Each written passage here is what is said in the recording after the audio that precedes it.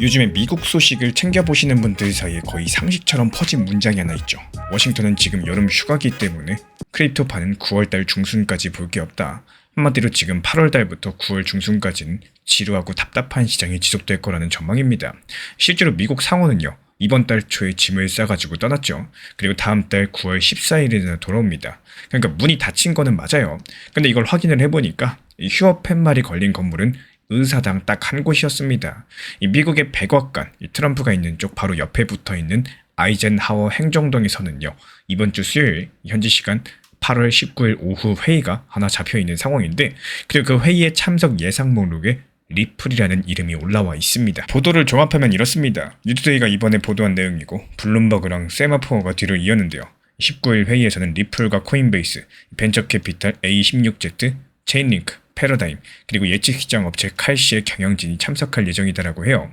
이 매체에 따라서는 크라켄과 제미니, 심지어 뉴욕 증권거래소랑 나스닥 쪽 인사들까지도 초청 대상에 올랐다는 이야기도 나옵니다.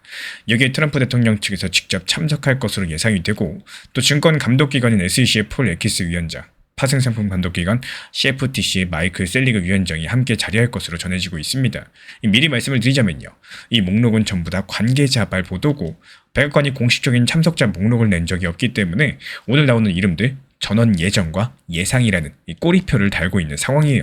근데 이 그림에 대해서 자세히 보시면 이상한 데가 두 군데가 있어요. 왜 코인 회사들 모임에 예측시장 업체가 끼어 있는지, 그리고 왜 하필 의회가 텅 빈 8월 달에 코인 관할을 두고 몇 년씩 다투던 두 감독기관의 수장이 같은 방에 들어가는지, 이 두 가지를 따라가시면은 이번 회의에 진짜 정체가 나오게 되십니다. 먼저 짧게 한번 정리드리고 가겠습니다. 미국 SEC는 주식과 증권시장을 감독하는 미국 기관이죠.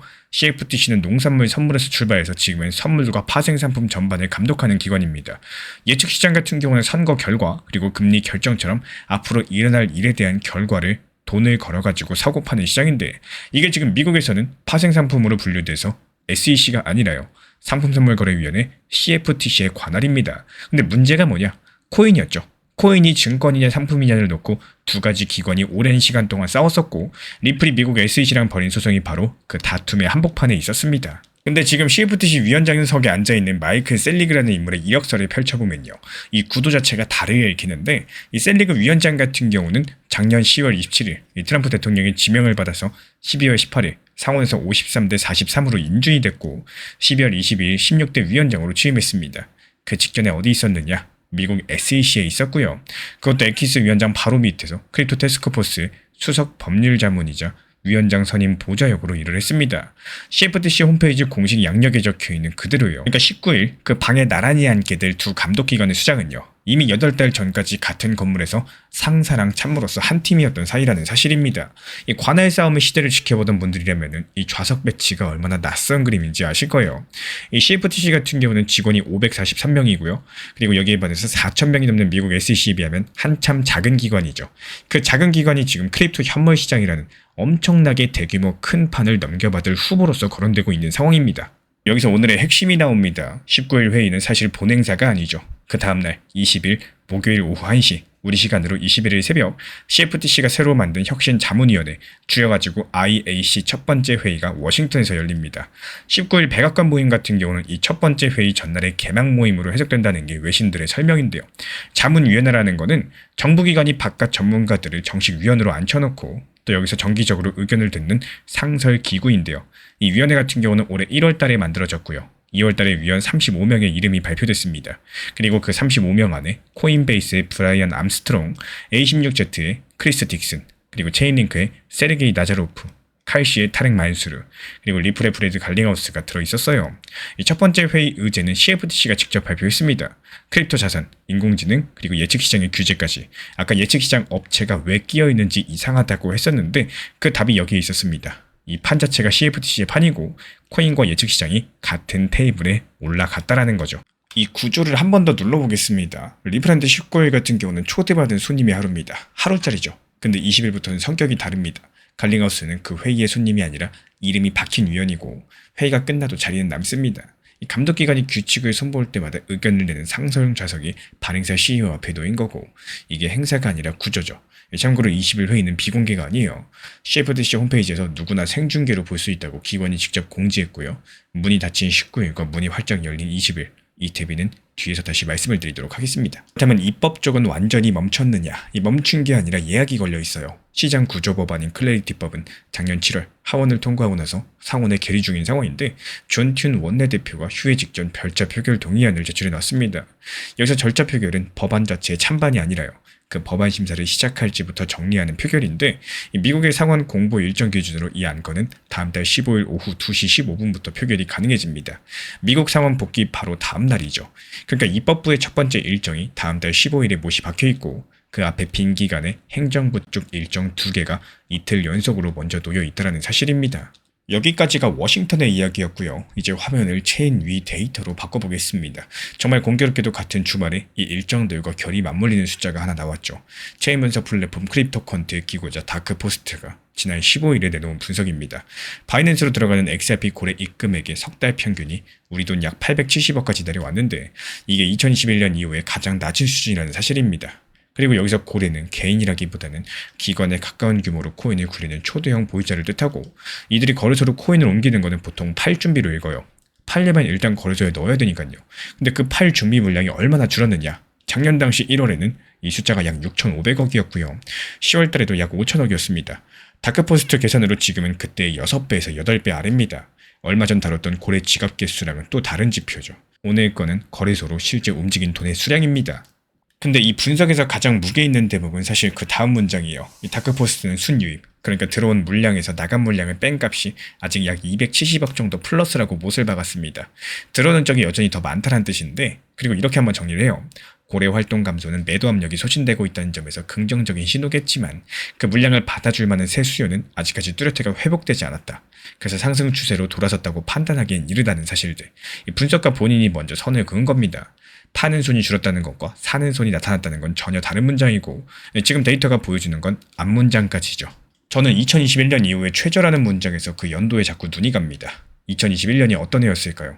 리플이 SEC의 소송장을 받아들고 첫 번째 해를 통째로 법정에서 보내던 해입니다. 고래들이 바이낸스로 물량을 이만큼 실어나르던 마지막 시기가 바로 그 무렵이었다는 거. 그리고 그 수준 아래로 다시 조용해진 이번 주에 같은 회사의 CEO는 백악관 옆에 건물의 초대장 그리고 감독기관 자문위원 명패를 동시에 들고 있는 상황입니다.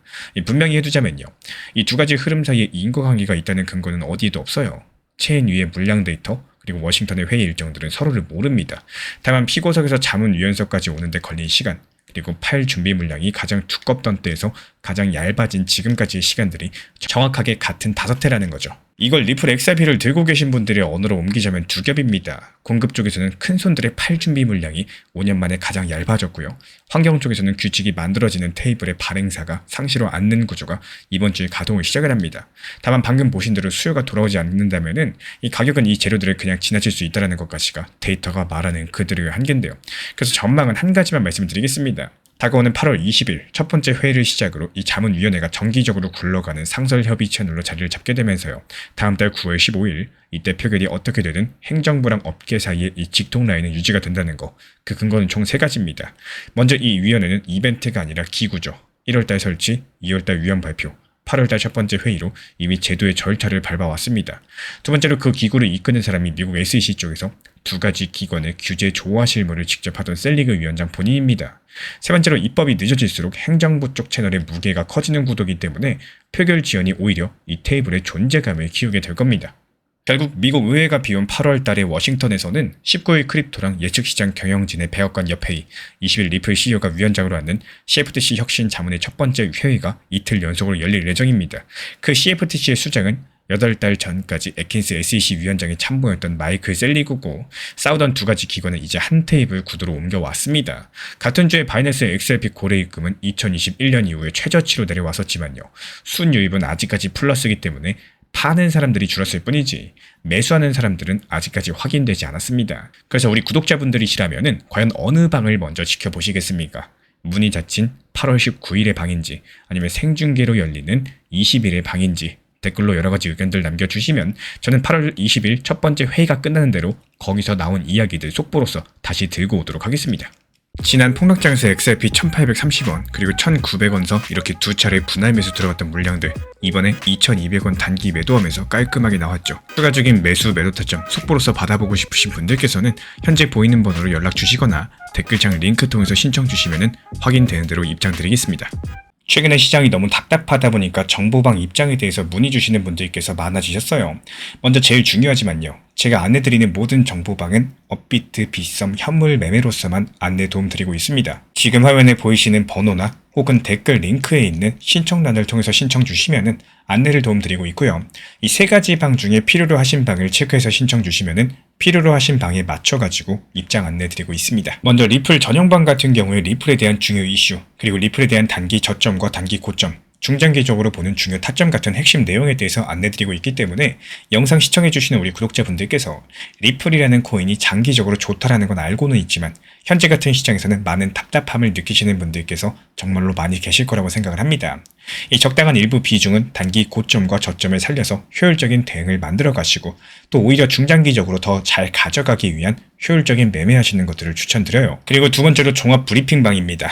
장기적으로 보기에 좋은 코인들과 현재 시장 흐름에 대한 중요 시장 이슈들, 브리핑 내용이나 리플에 대한 방향성, 락업 해제 일정과 여기에 따른 움직임들에 대해서 안내드리는 종합적인 방이다. 이렇게 생각해 주시면 되겠습니다. 그리고 마지막으로 단기 종합방 같은 경우는 말 그대로 단기 종목들에 대한 타점을 안내드리고 있는 방입니다. 이 단기 종목은 말 그대로 단기 종목답게 접근을 하셔야 되는데 욕심으로 인해서 타점을 너무 높게 잡아가지고 수익 실현을 못하거나 아니면 눈치 보기 매매를 하다가 이렇게 수익 실현의 기회를 놓치셨던 기억이 있으신 분들 지금 시장에서 정말 많은 상황인데요. 항상 비중 조절이 중요하고요. 매수와 동시에 목표 타점을 걸어 놓으면서 현실적으로 봤을 때 내 것으로 만들어서 마침표까지 잘 찍는 게 단기 매매의 핵심이다 생각을 해요. 단 여기서 중요한 거. 아무리 내가 좋아하고 시기가 좋고 스스로 괜찮다고 판단하셔도 몰빵 매매는 정말 위험하기 때문에 매번 말씀드리는 비중 조절 원칙 매매로 접근하시는 게 가장 중요합니다. 끝으로 항상 말씀드리고 있지만요. 저는 업비트, 빗썸, 현물 매매에 대해서만 안내를 도움드리고 있기 때문에 절대로 해외골에서 선물 매매에 대한 고위험 리스크 매매에 대해서는 언급조차 드리지 않고 있습니다. 무조건적으로 업비트, 빗썸 이렇게 현물 매매로 필요하신 분들께서만 입장 신청 주시면 안내 도움 드리도록 하겠습니다. 이 빠르게 가는 것보다 중요한 건요. 꾸준하고 길게 가는 게 더 중요한 투자 시장이다. 이렇게 생각을 해요. 건강한 비중 조절 원칙 매매 활용하시기를 늘 응원드리겠습니다. 이 리플 XRP의 매수 매도 타점은 순간의 판단이 전부예요. 그래서 우리 신사 채널에서는 시장의 숨결 하나하나까지 놓치지 않고자 모든 흐름들 실시간으로 모니터링 중에 있습니다. 이 단기 반등 구간이 열리는 순간 그 찰나의 기회 타점을 우리 구독자분들께 바로바로 전달드리기 위해서인데요. 우리 신사 채널을 이미 구독해주신 분들 중에서 실시간 커뮤니티방 참여를 원하신다면 지금 보이시는 번호로 문자 남겨주시면 되겠습니다. 이 혼자서 불안하게 바라보는 시장이 아니라요. 함께 흐름을 읽고 움직이는 경험들을 선사해 드리도록 하겠습니다.